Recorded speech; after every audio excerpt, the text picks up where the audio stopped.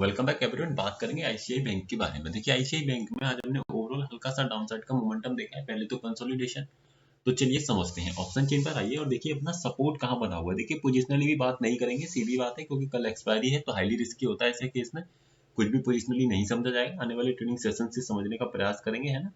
तो आज ही की बात करें, आज के ट्रेडिंग सेशन की, तो यहाँ देखिए सपोर्ट कहाँ बना हुआ है। तो आपको ये देखने को मिलेगा कि जब आप फाइंड करने की कोशिश करेंगे तो आपको ये दिखेगा कि 1370 की स्ट्राइक प्राइस पर आपका सपोर्ट बना हुआ है वॉल्यूम के कारण।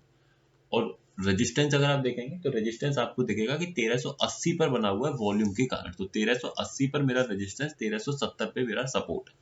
ऐसे केस में दो लाइन मेरे पास खिंच गई, एक लाइन खिंचा 1380 और एक खिंच गया 1370।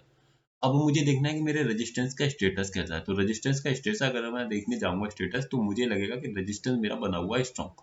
अब जब स्ट्रॉन्ग है तो इसका जो प्रेशर हुआ वो कैसा हुआ, प्रेशर हुआ इसका न्यूट्रल। न्यूट्रल के केस में जब भी रेजिस्टेंस पर आएगा तो मैं वहां से करूंगा बिग वाली नंबर वन। सेकेंडली सपोर्ट अगर मैं देखूं तो सपोर्ट का मेरा प्रेशर कैसा दिखाई दे रहा है, बेरिश। कौन सी स्ट्राइक प्राइस पर, 1370 से 1360 पर। कितने परसेंट का, लगभग 90% का। यानी कि सपोर्ट का एक अच्छा प्रेशर दिखाई दे रहा है, रेजिस्टेंस स्ट्रॉन्ग है। तो ऐसे केस में क्या होना चाहिए, एक बेरिश मोमेंटम स्टॉक में मिलना चाहिए। अब इस बेरिश मोमेंटम में इंपॉर्टेंट बात फिर से वही कि मुझे ट्रेड कहां से करना है। तो ऐसे केस में क्या कर सकते हैं, 1380 का अपने आप में बेस्ट लेवल रहेगा, क्योंकि रेजिस्टेंस है अपने आप में बेहद स्ट्रॉन्ग है। तो अगर 1380 मिल जाए तो मैं बेच करके क्या कर सकता हूँ, स्टॉक में से पैसा बना सकता हूँ। मैंने यहाँ 1375 पे लाइन लगाया, इसी को उठा करके लगाते हैं 1380। तो हम यहाँ पर ये पाएंगे कि स्टॉक कभी भी 1380 के लेवल को हिट नहीं करता है। और ऐसे केस में मैं 1380 से पहले अगर ट्रेड लेने जा रहा हूँ तो मे बी दैट वो हाईली रिस्की हो सकता है ना। वैसे मेरा ट्रेड बन सकता है कहाँ से, 1370 के स्ट्राइक प्राइस से भी।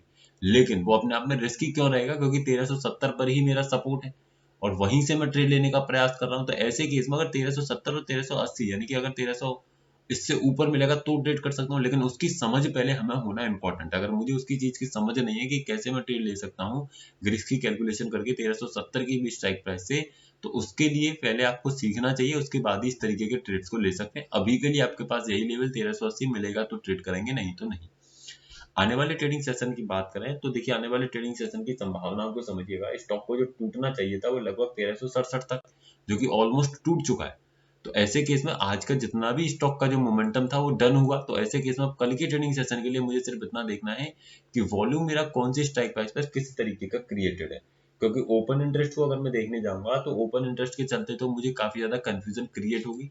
तो ऐसे केस में सिर्फ वॉल्यूम को आने वाले ट्रेडिंग सेशन में अगर मैंने कंसीडर किया तो मेरे लिए फायदेमंद होगा, और उसके हिसाब से ट्रेंड को निकाल करके लेवल्स बनाने का प्रयास करने का करेंगे तो आपको एक अच्छे लेवल्स मिल जाएंगे। वीडियो सिर्फ एजुकेशनल पर्पज है सर, किसी भी तरीके की बाइंग सेलिंग होल्डिंग की सलाह नहीं है। Thank you.